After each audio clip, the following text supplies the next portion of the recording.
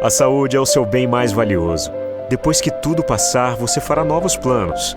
E para realizar todos, uma vida saudável é essencial, hoje e no futuro. Por isso, o Apvida vai estar ao seu lado sempre.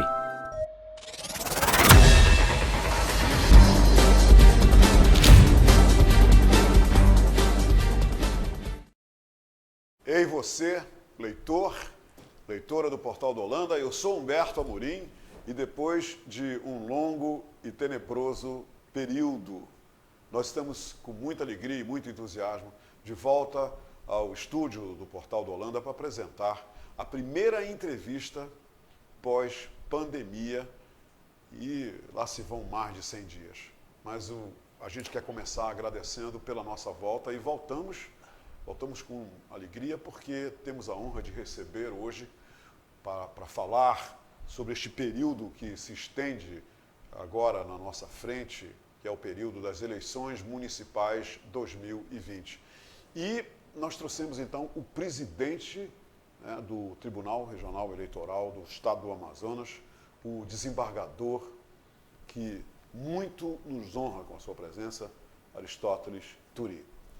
Então, vamos aproveitar essa oportunidade para saber exatamente como serão as eleições no estado do Amazonas em 2020, deste novo cenário, esse cenário que se apresenta aí e que todo mundo apelidou de novo normal. Vamos então conversar com o nosso convidado. Desembargador Aristóteles, muito bom lhe rever, muito bom lhe ter aqui, né, depois de todo esse período, esse interregno de silêncio forçado. É uma alegria recebê-lo na hora do H. Muito obrigado, Humberto Amorim. Para mim é uma satisfação muito grande de estarmos aqui juntos, porquanto nós fomos egressos lá do Colégio Dom Bosco. É verdade. E te vejo com muita alegria, com saúde, né?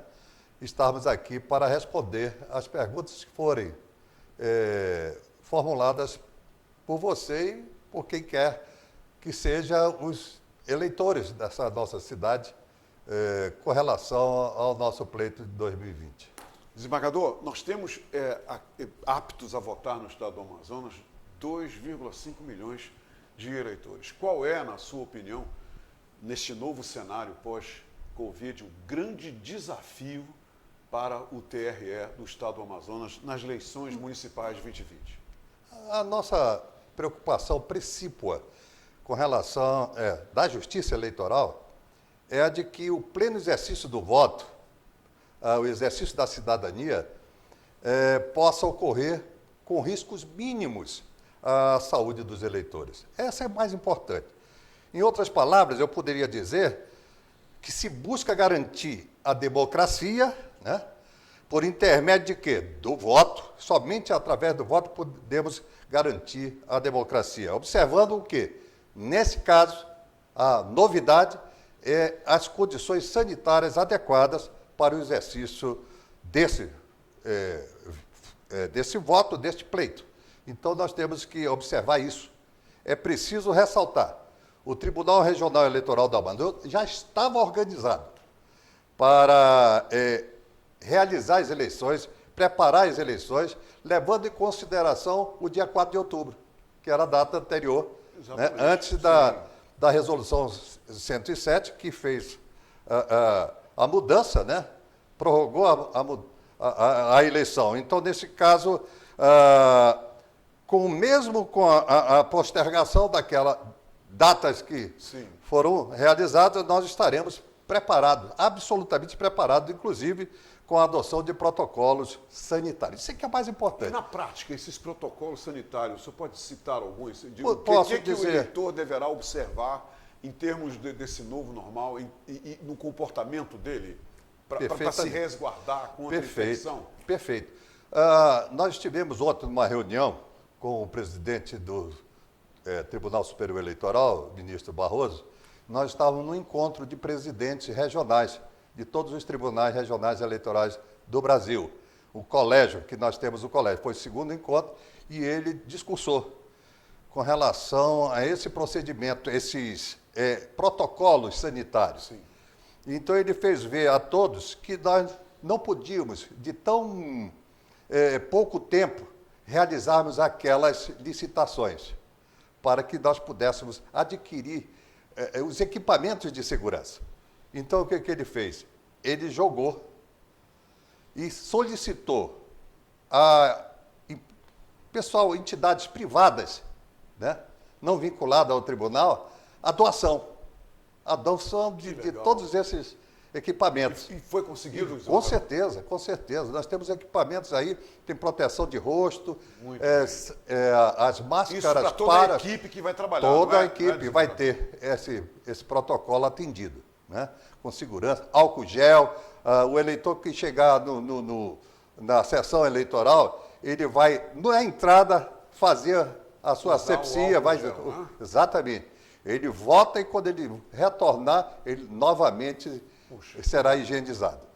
Desembargador, o dia da eleição foi transferido para o dia 15 de novembro. Isso está confirmado. E o segundo turno, se houver, vai ser no dia 29 de novembro também, não é isso? Isso. Isso é ponto passivo. Isso.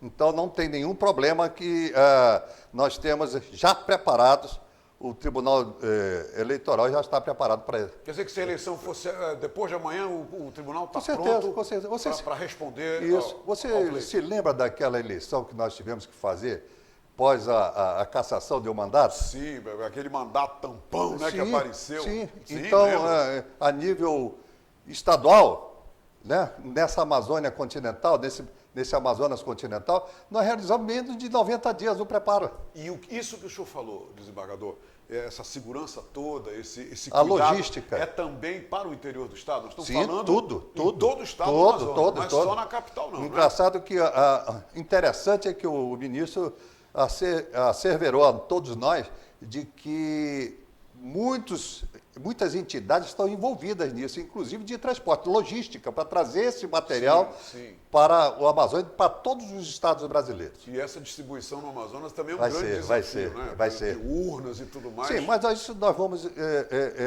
depender da integração de entidades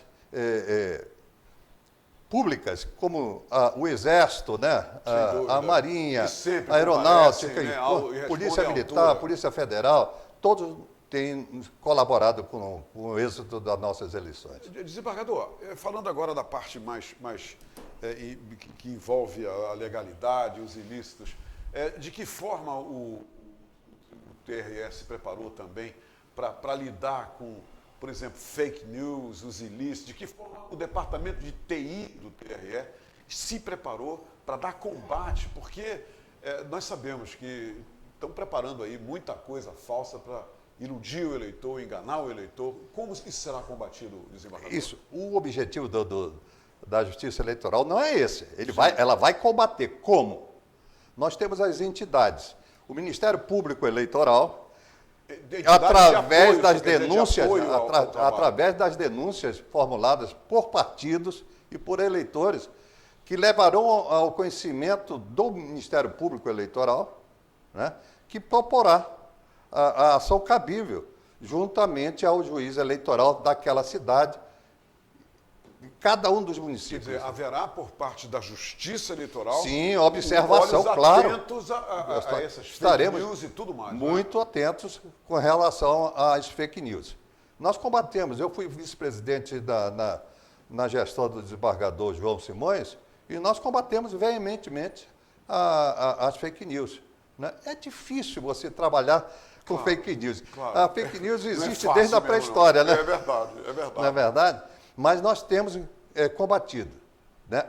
O problema é o seguinte, o eleitor, o povo, ele tem que analisar as notícias que recebem.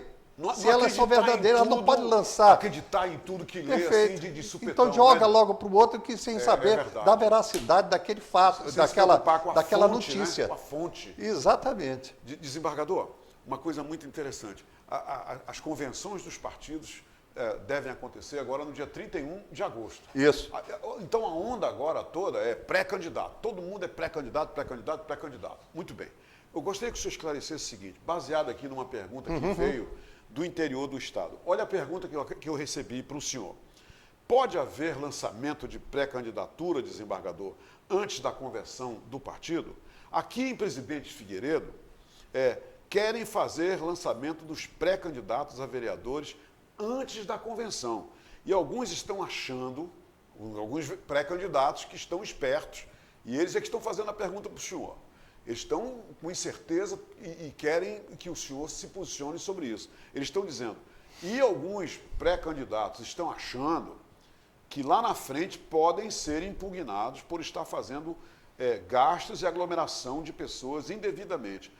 Desembargador, por favor, nos situe sobre isso, sobre esses eventos de pré-lançamento, de pré-candidatura. Isso é legal? Isso é impossível fazê-lo, né? Mas, porra, agora com relação à mídia, todo mundo tenta fazer o que é, mas naturalmente que tem que atender o que determina a Constituição Federal e o Código Eleitoral. Tem que esperar a realização da convenção para então ele não acontecer as coisas. Ele não pode se dizer que é candidato à eleição, por quanto ele não passou ainda pelo crivo por favor, da convenção. Defina então, desembargador, pré-candidato. O que é um pré-candidato? Não, pré-candidato é dizer que ele vai trabalhar pelo município, sim, né? Mas não tem nada oficializado, prometendo, né? tá prometendo isso, aquilo outro, né? Mas ele não está oficializado ainda. Não está oficializado. Só na convenção. Exatamente. E depois da convenção. Isso. E o eleitor tem que ficar atento a isso, então. Certo, exatamente.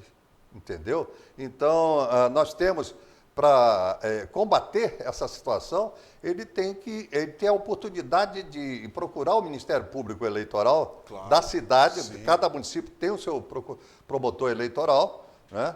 E que, naturalmente, levando o fato ao conhecimento da autoridade do Ministério Público, ele naturalmente atuará da maneira que determina a legislação eleitoral. Desembargador Aristóteles Turi, eu gostaria de lhe pedir, agora, nesse final da nossa entrevista, qual é o recado que o senhor tem para todos os 2,5 milhões de eleitores no Amazonas e o que o eleitor pode fazer para ajudar o TRE do Amazonas a realmente realizar eleições em paz, tranquilas, sem atropelos?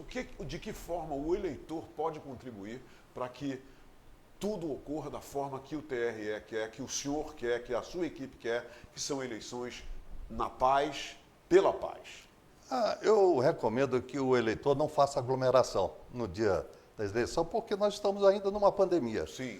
Então ele tem que preservar a sua própria saúde e a saúde da pessoa que está ao seu lado. Não acabou não, né? Ainda não, está aí, ela está viva, está viva ainda. Então ele tem que observar isso. E outra coisa, demonstrar realmente que é um cidadão. A cidadania ela se exerce com o exercício do voto. Ele tem que, na realidade, exercer o direito de escolher o seu eleitor com consciência, né? Para depois não reclamar de que colocou aquela pessoa irresponsável. Você está falando dos candidatos, né? E dos candidatos, claro. E eles têm que ter consciência, o eleitor, desse sentido. E nada de comprar votos está fora, né? Não pode. Vender não pode, é crime. E não pode, né? É crime. Vender voto é crime. É crime, completamente crime. Então... O candidato que quiser vender o seu voto deve ser denunciado, não é? Com certeza. Naturalmente, que nós temos realmente essa legislação, né? A Constituição Federal está aí, o Código Eleitoral está aí, né? As resoluções do TSE, do TRE, estão aí para que sejam observados. Se não forem observados, o povo sabe, o povo conhece. Sabe. Né? O povo já passou na casca de alho, são tantas eleições. Não, eu passo. Né? Tem um lance aí das falsas promessas. O povo está escolado, não está? São 40 anos de magistratura e parte dela, metade dela foi exercida no interior do Amazonas. Sim. Então, eu morei com a minha família lá, exerci, presidi muitos pleitos, que naquela época eram urnas de lona. Sim. Né? Aqueles mapas que para fazer. Tinha que colocar o voto ali. Eu né? gritávamos o voto, né, para evitar a fraude, tudo. E eu é que assumia a leitura de cada um dos votos. Que coisa interessante. Então, hoje não. Hoje nós temos as urnas eletrônicas, né? que podem tirar esse problema. A tecnologia facilitou tudo, né, desembargador? Em alguns momentos, rapidamente, tornar ao conhecimento do povo o seu eleito. Desembargador, em nome de todos nós que fazemos o Portal da Holanda, e no meu, em especial, por ter tido a oportunidade de lhe rever, somos amigos há tantos anos, como o senhor falou, somos ex-salesianos. Nós né? vamos ver se a gente canta junto, né? Vamos ver. My Way. My Way, New York. New York. Né?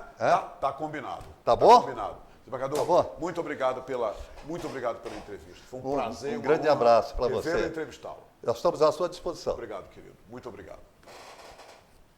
Muito bem, minha gente. Por hoje é só. Amanhã a gente volta, porque a partir de agora nós vamos entrevistar, a partir de hoje, já que nós entrevistamos o desembargador Aristóteles Turi, o presidente do TRE do Amazonas, a partir de amanhã nós vamos entrevistar todos os pré-candidatos ainda à Prefeitura de Manaus. Todos eles passarão por aqui. Contamos com a sua companhia. A saúde é o seu bem mais valioso. Depois que tudo passar, você fará novos planos. E para realizar todos, uma vida saudável é essencial, hoje e no futuro. Por isso, o Apvida vai estar ao seu lado sempre.